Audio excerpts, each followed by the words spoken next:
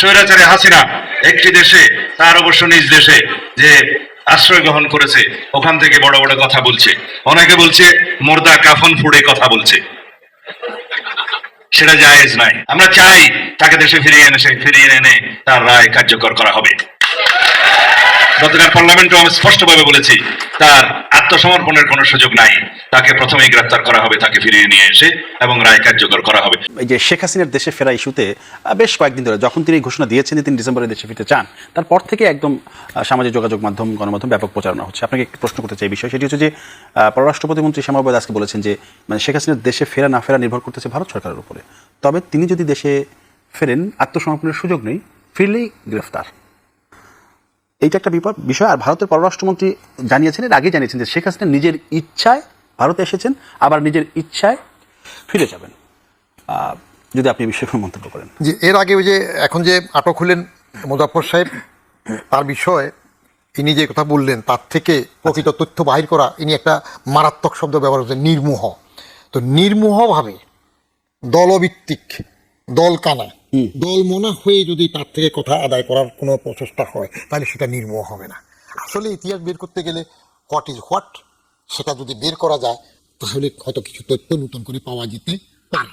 আচ্ছা, এটা হলো প্রেসিডেন্ট জিয়ার হত্যার বিষয়। কিন্তু এটা দল মনা করে নিজেদের সুবিধার জন্য ক্ষমতাসীন দল সুযোগ নেবে কিনা, নির্মোহ হবে কিনা, সেটার উপর নির্ভর করবে রাজনৈতিক সদিচ্ছা।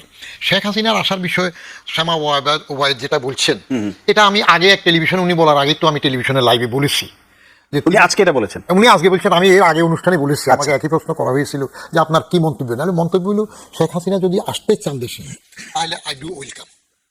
অবশ্যই উনি আসবেন, নিজের দেশ আসবেন না কেন, আমি ওয়েলকাম করব।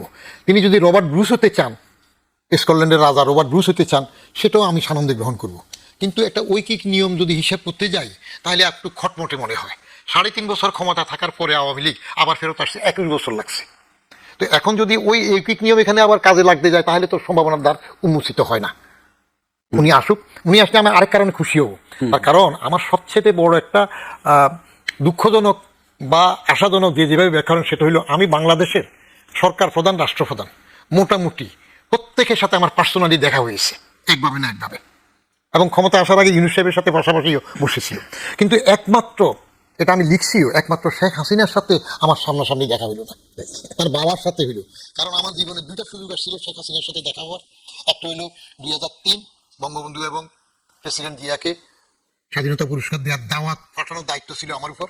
একটা শেখ হাসিনাকে দাওয়াত দেওয়া, আরেকটা হলো বেগম খালেদা জিয়াকে দাওয়াত দেওয়া। আমি ক্যাবিনেট জয়েন্ট সেক্রেটারি। তো সমস্ত ফোর্স যারা পাড়া থাকে বলে দেওয়া হলো, ডক্টর সাদা টেলিফোন করে দিলেন, আমি দাওয়াত নিয়ে সুদা সদনে গিয়েছিলাম। কিন্তু শেখ হাসিনা এই পুরস্কার গ্রহণও করবেন না, বাপের পক্ষে যাবেনও না, দাওয়াতপত্র নেবেন না, সেদিন দাওয়াতপত্র নেবেন না, সেদিন আমাকে ঢুকতেও দেন নাই। আমি মিস করলাম, দেখা হইলো না, একবার দেখা হইলো না। ঢুকতে তো দিতে পারতেন, এক কাপ চা তো খাওয়াতে পারতেন। আরে ক্যাবিনেটে একটা ফুচকা জয়েন্ট সেক্রেটারি দাওয়াত নিয়ে যাবে, হয়তো উপযুক্ত মনে করে নাই, দেয় নাই, দেখা হয় নাই। তারপরে আরেকবার সুযোগ আসলো আমার নীলফামারীতে, মঙ্গার ডিউটিতে, নীলফামারী জেলা আমার চার্জে ছিল বেগম খালেদা জিয়া তখন প্রধানমন্ত্রী। তো আমি ভিআইপি রুমে আসি, শেখ হাসিনা যখন যাচ্ছেন অটোমেটিক আমি অন্য রুমে চলে গেলাম, শেখ হাসিনা সেই রুমে উঠলেন। আমি ভাবলাম যে এই এক সুযোগ দেখাতে হবে। বিরোধী দলের নেতা হিসেবে শেখ হাসিনা গেলেন মঙ্গার দেখতে। কিন্তু আমাকে আমাদের ব্যুরোক্রেট যারা আছে না, এগুলা তো রাজনীতিবিদও পৌঁছায় অনেক সময়। এগুলা এক একটা ব্যুরোক্রেট যদি দেশপ্রেম বিবর্জিত হয়, ন্যায়নিষ্ঠতা বিবর্জিত হয়, তাহলে হাজারো ইবলিসের সাথে সেরা শয়তান হয়। তখন আমাদের সংস্থাপন মন্ত্রণালয়ের ভারপ্রাপ্ত সচিব ছিলেন সফর রাজ সাহেব, যেটা পরে পুলিশ কমিশনার আছে।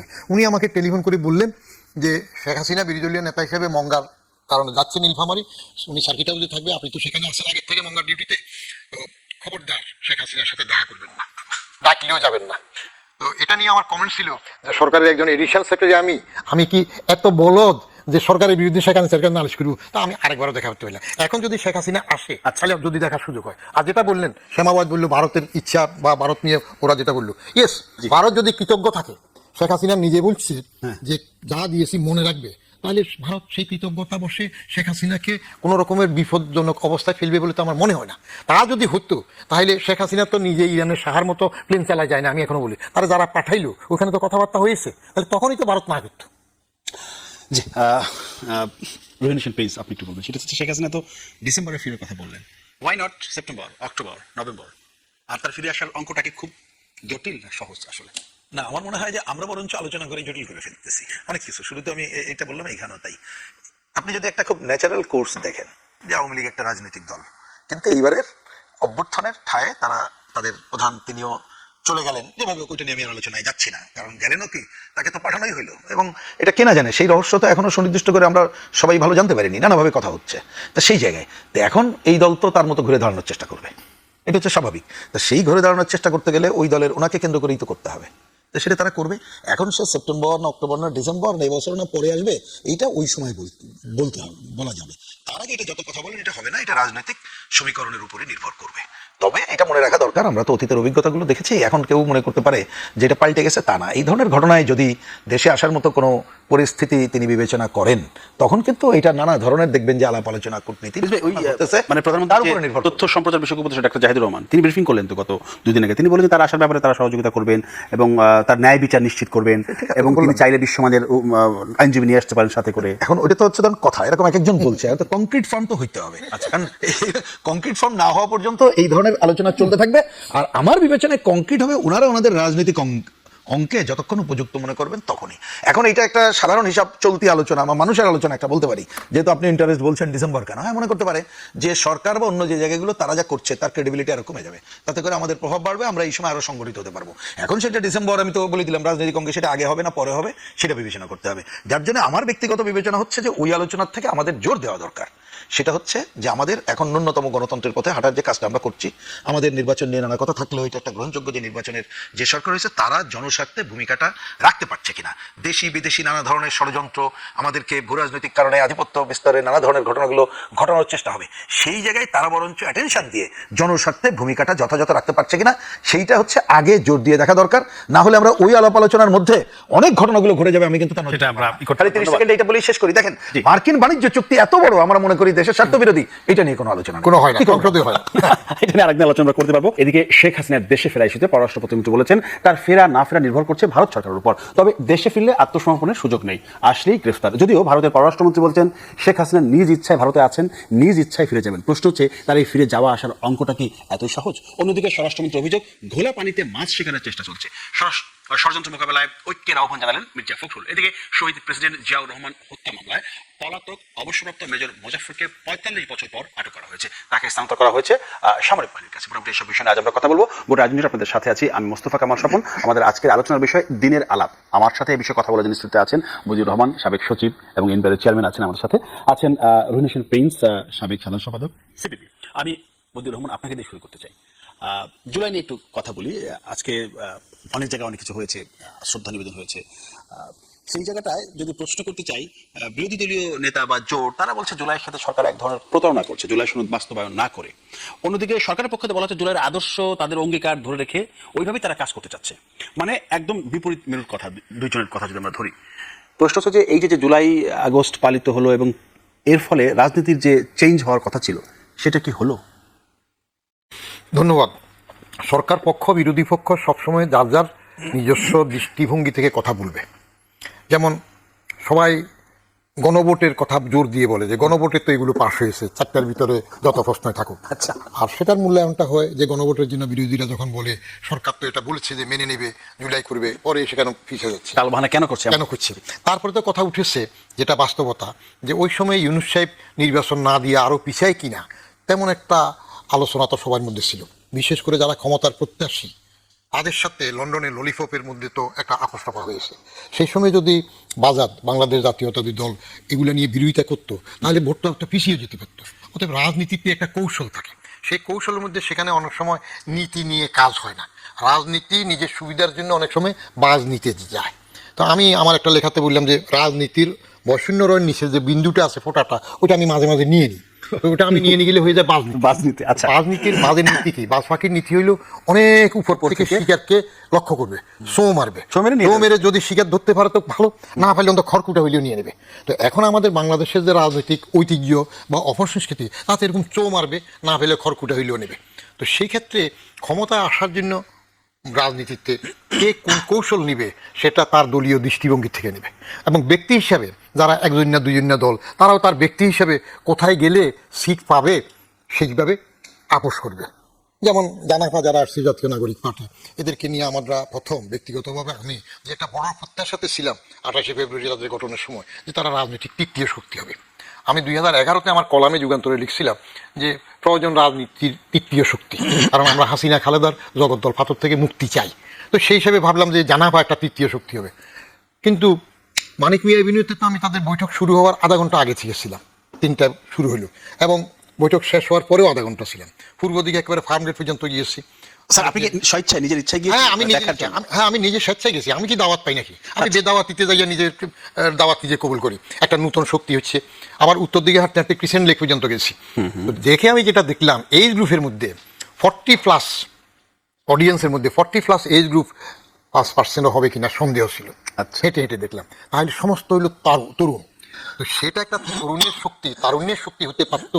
কিন্তু সেই দলটা হঠাৎ করে অর্থ বিত্ত যেসব সমালোচনা আসতেছে, ক্ষমতা, এটার জন্য এমন হয়ে গেল যে তারা শেষ পর্যন্ত জামাতের পকেটে ঢুকে গেল।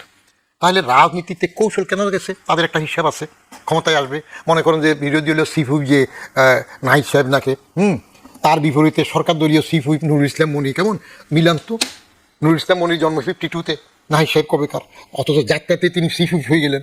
এইভাবে যারা এমপি হয়ে গেল, এটা আমি ব্যক্তিগতভাবে পছন্দ করি নাই। কারণ ইউনূস সাহেব যদি আকবরের বৈরমখা হয়ে তাদেরকে করেই থাকে, বাচ্চারা একটা করতেই পারে, এটা আমার পছন্দ হয় না। কারণ একটু শেষ করে দিই, 69-এ গণঅভ্যুত্থান হয়েছে। তখন তো গণঅভ্যুত্থানের নেতারা ছাত্ররা ক্ষমতার জন্য এইরকম কলা কৌশল করে নাই, আবার শিক্ষায় ফিরে গেছে। 90-তে গণঅভ্যুত্থান হয়েছে এরশাদের বিরুদ্ধে, তখনও তো ক্ষমতায় যাওয়ার জন্য এই অবস্থাতে যায় নাই, লেখাপড়ায় চলে গেছে। কিন্তু এখানে এবার ক্ষমতার জন্য পার্টি করে যেটা করেছে, প্রথমভাবে এই পার্টি করারই দরকার ছিল না, তারা লেখাপড়ায় গিয়ে পরে করতে পারতো। তারপরও মন্দের ভালো, পার্টি করেছে ভালো, তারুণ্যের শক্তি হোক, কিন্তু সেটা নিজেদের মধ্যে নিজেদের আদর্শ অনুযায়ী ধরে রাখে নাই, সেটা ডিরেইল হয়েছে। স্যার এই যে আপনি 69 কথা বলেন, 90 কথা বলেন, ওই দুটো অভ্যুত্থান এরপরে যেটা হলো 24-এ, মানে ধরেন ওই সময় 69, 90 এরশাদ দেশেই ছিলেন। তো এইবার তো হলো যেটা যে একদম একটা সরকারের বড় একটা অংশ প্রধান সহ চলেই গেলেন দেশ ছেড়ে। সেইটা কোনো একটা কারণ যে এই যে ওনারা রাজনীতি করলেন, ক্ষমতা আসতে চাচ্ছেন, মানে নতুন রাজনীতি, নতুন বন্দোবস্ত, মধ্যমপন্থা, নিউ সেটেলমেন্টের কথা তারা বারবার বলছিলেন। যখন যারা যেই সময়ের সাক্ষী থাকে, আচ্ছা, সময়ের সারথি হয়, তারা সেটা ভালোভাবে পর্যবেক্ষণ করে এবং নিজের ঢোল নিজে বাজায়। আমি 71-এর সময় টকবগে তরুণ, 69-এর আন্দোলনে আমি টকবগে ইউনিভার্সিটির ছাত্র। আচ্ছা। তো আমরা তো 69-এ ডেইলি কীভাবে মুভমেন্ট করেছি, গিয়েছি, দেখছি। 71 দেখলাম 32 নম্বর রোডে একবার না গেলে তো তখন তো বাজাদের জন্ম হয় নাই, বাংলাদেশ জাতীয় দল তো হয়নি, তখন তো সেখানেই একটা কেন্দ্র ছিল। এরপরে ডাইমেনশন চেঞ্জ হয়ে গেল। স্বাধীন হওয়ার পরে যতটুকু আশা করা গিয়েছিল, 10ই জানুয়ারি 1972 পর্যন্ত জাতির পিতা বঙ্গবন্ধু শেখ মুজিবুর রহমান এক অস্তিত্ব ছিল। কিন্তু 10ই জানুয়ারি 1972 দেশে ফেরার পরে উনি যখন ক্ষমতায় গেলেন, তখন 3.5 বছরের সেই পিরিয়ডটা অন্যরকম হয়ে গেছে, এবং এমন দশা হলো যে এক্সপেকটেশন মানুষের ছিল সেটা তখন আর পূরণ হয় নাই। একদল বাকশাল করে তিনি নিজেও মরলেন, আমাদেরও মারলেন। এবং তার কিছু কিছু জিনিস, তবে উনি চেষ্টা করেছিলেন, হয়তো পারেন নাই, স্বাধীনতা war born and war torn দেশের জন্য।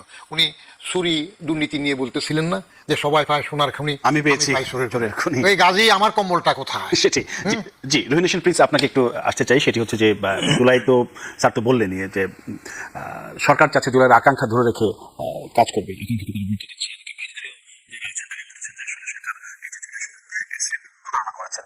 তিনি বলেন আপনি বলতে চান, কিন্তু প্রশ্ন হচ্ছে আপনার জন্য জামায়াতের আমির মানে তিনি বলেছেন যে গণভোটের যে 4 প্রশ্ন, সেই 4 প্রশ্ন যদি জনগণ না বুঝে, তাহলে 31 প্রশ্ন কিভাবে বুঝবে? এগুলো সব গোজামিল এবং ভাওতাবাজি, এটা তার কথা।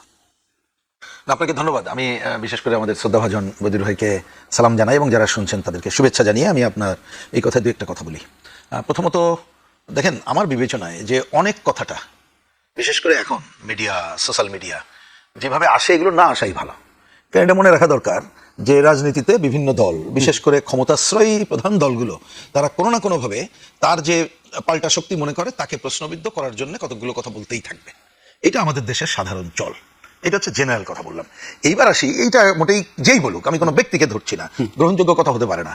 কারণ কথাটা কেন বললাম, দেখুন আমাদের দেশে নির্বাচন, সংসদ নির্বাচন যে পদ্ধতি হচ্ছে, আমি ওই ভেতরে গেলাম না।